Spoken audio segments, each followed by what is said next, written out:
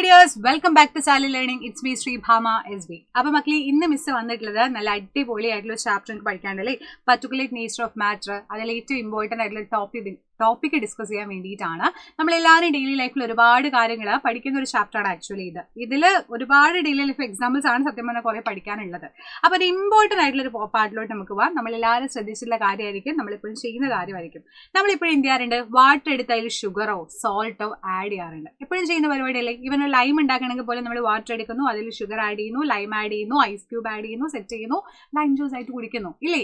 അപ്പം നമ്മൾ ഈ ഷുഗർ ആഡ് ചെയ്യുന്ന സമയത്ത് ഇപ്പോൾ വാട്ടർ എടുത്ത് അതിലോട്ട് ഷുഗർ ആഡ് ചെയ്യുന്ന സമയത്ത് നമ്മൾ വിചാരിക്കും സാധനം എടുക്കുന്ന ഷുഗർ എന്ന് പറഞ്ഞ സോളിഡ് സ്റ്റേറ്റാ അല്ലേ, സോളിഡ് ആയിട്ട് നല്ല കട്ടിയായിട്ട് നിൽക്കുന്ന സാധനം. അത് വാട്ടറിൽ ഇട്ട് കഴിഞ്ഞാൽ അത് കംപ്ലീറ്റ് പിന്നെ അവിടെ മാജിക് പോലെ വാനിഷ് ആയി പോയി. അപ്പൊ എവിടേക്ക് പോയി സാധനം, വേർ ഡി ഷുഗർ ഗോ, അല്ലെങ്കിൽ എവിടേക്കാണ് ഈ ഷുഗർ പോയിട്ടുണ്ടാവുക, എപ്പോഴും നമുക്ക് വരുന്ന ഒരു ക്വസ്റ്റ്യൻ ആണ് അല്ലേ. അപ്പൊ നമ്മൾ ടേസ്റ്റ് ചെയ്ത് നോക്കുമ്പോൾ നമുക്ക് സാധനം ഉണ്ട്, പക്ഷെ അതവിടെ കാണാൻ പറ്റില്ല, ഇൻവിസിബിൾ ആയി. അപ്പൊ എങ്ങോട്ടേക്ക് പോയി അത്? ആ ഒരു ചാപ്റ്ററിൽ ഈ ചാപ്റ്ററിൽ ഇമ്പോർട്ടന്റ് ആയിട്ടുള്ള ഒരു ക്വസ്റ്റ്യൻ ആണ്, ഇമ്പോർട്ടന്റ് ആയിട്ടുള്ള ഒരു കാര്യമാണ്. നമുക്ക് അത് ഡീറ്റെയിൽ ആയി പഠിക്കാം കേട്ടോ.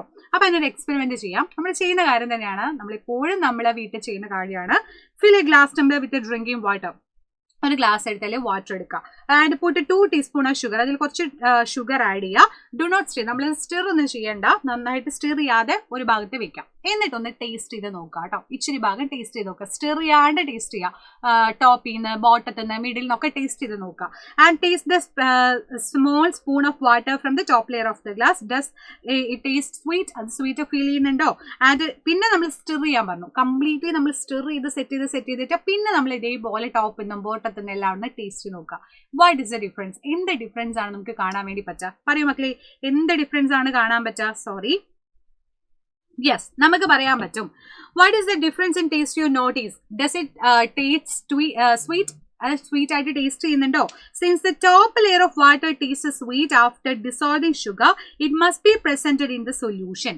അപ്പൊ നമ്മൾ ഈ സ്റ്റിർ ചെയ്യാണ്ട് സ്റ്റിർ ചെയ്തു എന്ന് വിചാരിച്ചോ, അപ്പൊ നമ്മൾ എവിടെ നിന്ന് ടേസ്റ്റ് ചെയ്യുമ്പോഴേ നമുക്ക് നല്ല സ്വീറ്റ് ടേസ്റ്റ് ഫീൽ ചെയ്യും. കാരണം നമ്മൾ നന്നായിട്ട് സ്റ്റിർ ചെയ്തു, കംപ്ലീറ്റ്ലി അത് ഡിസോൾവ് ചെയ്യിച്ചു. അപ്പൊ എവിടെ നിന്ന് ടേസ്റ്റ് ചെയ്താലും നമുക്ക് സ്വീറ്റ് ടേസ്റ്റ് ഫീൽ ചെയ്യും.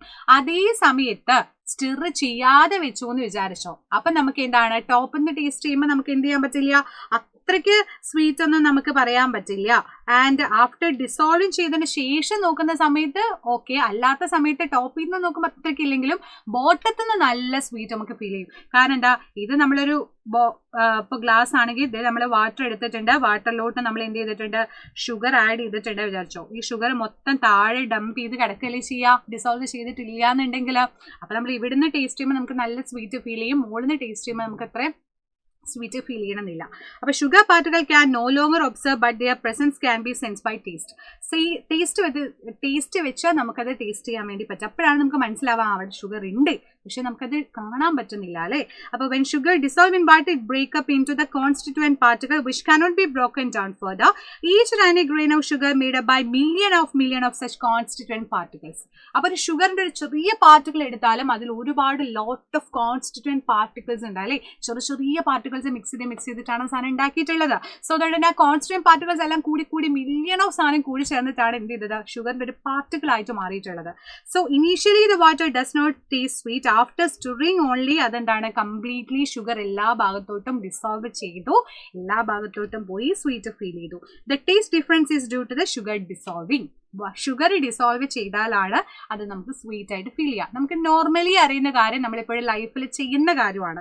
അപ്പം no sugar particle are observed in the solution but the presence of sense by taste. When sugar dissolve it break into constituent particles which cannot be broken down further.